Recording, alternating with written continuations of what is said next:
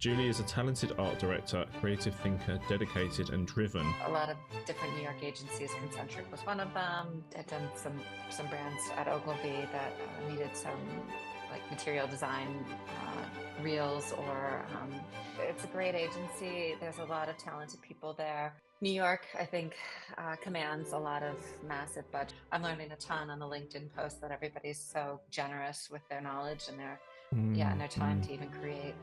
I use Cast Magic, or I've used Cast Magic AI for sort of pulling out the content and the insights.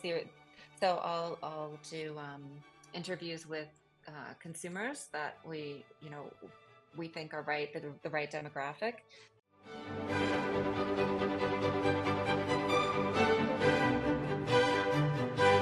Hey guys, welcome to another episode of AI Mode. I'm here with Julie Delinger, and she is a ChatGPT is telling me she has worked in creative direction for 20 years, and she's been leading digital design teams and creating customer-centric campaigns across various industries globally, so not nationally, globally. She's an expert in UX, UI design, social media activations, and multi-channel branding, with a passion for collaboration and innovation. Skilled in generative AI tools including Midjourney, Runway, Pika, Gemini, and ChatGPT, focusing on delivering engaging solutions for clients. Thank you, ChatGPT. So I just want to, I've got some quotes here from Julie's recommendations. So Corey Flaster: Julie is a talented art director, creative thinker, dedicated and driven, with great leadership skills, a team player, and a great manager. He must have worked underneath you. Margaret, I'm not even going to attempt that last name. Julie was a pleasure to work with, and she had a great rapport with everyone throughout the agency. Oh, that's nice. Okay, so let's start with like how you got into creativity. What were you doing as a kid? We're going quite far back now. When did you start using Photoshop and applications and like that? So I guess I started in university, like dating myself, when I think the programs were just sort of, like AI is now for the industry. That's when I started working in the Adobe suite, the Creative Suite. Hadn't really had a ton of opportunity to work in animation at that point. And to be fair, I'm still learning animation. So that was more, InDesign, Illustrator, Photoshop. Those were my probably main programs out of university. And then I guess as a kid, I guess just a lot of art classes, National Art Honor Society sort of stuff, and just really enjoyed being a creative, and just like to create. Went to a few academies in the summertime, and just had a lot of opportunities to just design and come up with beautiful imagery. So I really started to enjoy that and in school, and then that transitioned into learning the digital programs behind it. And then that transitioned into moving to New York City, where I started my career. So a lot of ad agency opportunities there, and then just sort of worked through different agencies along the way in order to learn most of my skills that I have today. So. Okay, so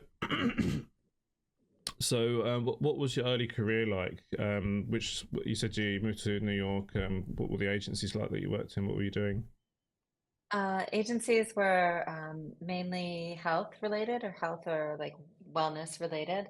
There were maybe a few, uh, like one for American Express. Some fashion that I worked uh, I had a few opportunities to work in the fashion industry on some eye care, so a little less not as medically heavy, because it was over the counter, sort of like contact lenses, or um, I guess sunglasses, or things like that. So, and then a couple of smaller companies that were more like just website design or print collateral sort of opportunities. So that was in my early career, and then started to get into more heavy, like medical opportunities with bigger clients that were more like pharmaceutical clients, and launched drugs. That was sort of the global experience. So that was through a lot of different New York agencies. Concentric was one of them. There was Omnicom's Klein Davis Mann is another one that's big in that industry. Ogilvy had done a lot of work, so that's I had done some brands at Ogilvy that needed some like material design reels, or if we were just trying to promote like an interactive booth display or something. They have a lot of conventions and things, so we create all of the campaigns for those brands, and then promote them wherever they kind of did their road shows, across the U.S. and globally. So And what was it like working Yeah. for Ogilvy? Because if you work in marketing and you had to name 5 marketing companies, I'd say that's one of them, right? Yes, yes. I think so. Ogilvy has that healthcare arm to it. So to be fair, I can't probably comment on like the hardcore consumer end of things. So I think they ran probably pretty similarly, but it was yeah, it was great. I mean, it's a great agency. There's a lot of talented people there. They know their stuff, of course. They've been doing it for decades, and um, there's always an opportunity to be pulled into a pitch at any moment and kind of add value, and take as much or as little of the work as you wanted to. You just kind of had to earn it. Mm. So yeah, if you had great ideas and you presented in front of clients and they liked what you presented, you might trump a senior person in the room, and then it's your campaign, and then you get to go off and do it and produce it. So those are rare opportunities, especially in such a, a big venue. You have a lot of eyes on you, so it was nice to have a bit of competition, a little bit of pressure, I guess, and kind of really hone my skills. So I enjoyed working there, and it's yeah, a really buttoned up shop. They have sort of everything that you need at your fingertips. You're not really um, doing it with a skeleton crew sort of situation. You've got a lot Yeah, of support. it sounds like you had good budgets there for the work. Yeah, that's a good point. It's definitely a bit different.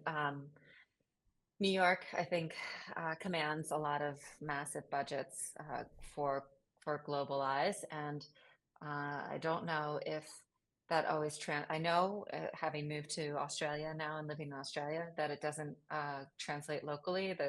They call it the global approach, where they globalize something, they give it to you, and then they just want you to kind of run with that. But you really have uh, coming here, I would see some of my campaigns that I had done in New York, in Australia, I did that. and they were I was like, on that. yeah. Have you heard of this? I'm like, yes, I did. Yeah, I worked on that photo shoot. I was, Yeah. yeah, that was my work. So that was interesting to see, but also very much. I feel like I have a bit better, not massively, completely mind blowing, but a bit better perspective of what it looks like from sort of the other side of the world. Mm, mm, Having now lived in a different part of it, I can kind of appreciate what, yeah, what local markets need. mm. On the Discord channel, it's like office hours are at like 5 in the morning here, and Oh I'm like, no, yeah, yeah, I just want to jump in yeah, and be yeah. in the rooms, and sort of be playing around with all of the features and have discussions about the prompts. And I'm learning a ton on the LinkedIn post that everybody's so generous with their knowledge and Mm, their time mm. to even create. So Oh, totally. that's been Yeah, good. yeah, yeah. I learned most of my early stuff just by messaging people on LinkedIn. Yeah, yeah. James Hasselhoff, he was really useful when I first started. He gave me loads of good prompts, and I was like, "Oh, you write them like that, really long ones. Oh, I hadn't considered that." They were so long. Yeah, and when James No. gave me his first few prompts, they were much better than what you see in the community bit on the Midjourney page. I find Mm. the Midjourney page is perhaps sometimes a bit behind what people don't share, Mm. Yeah. and it's It's yeah, sorry, go ahead. yeah, it's sometimes like I was just on the Midjourney page today, and it's like awfully kind of generic kind of stuff I've seen over and over again. I don't know why it gets up there. I don't know how the algorithm picks what stuff to go on that page, because I never see like really good work like I see on LinkedIn, and Instagram as well. Like I never see any of the cool stuff on Instagram on that page there. I don't know. Maybe those people put their self in private mode, so none of the good stuff gets to the top. Yeah. Right, that's a good point. I know with the feed, the AICC feed, in LinkedIn. It's just kind of the group that's in there. I used to work with another woman who is in New York, and she she we hadn't really kept in touch, and then she's on Discord, and she's like, Julie, and so she's like, how do you have all these pictures in the AICC feeds? And I'm like, oh, it's just a group, like I'll send you the link, please join. So All AI mode content that you see on LinkedIn is also on our YouTube channel. You can scan the code on the screen.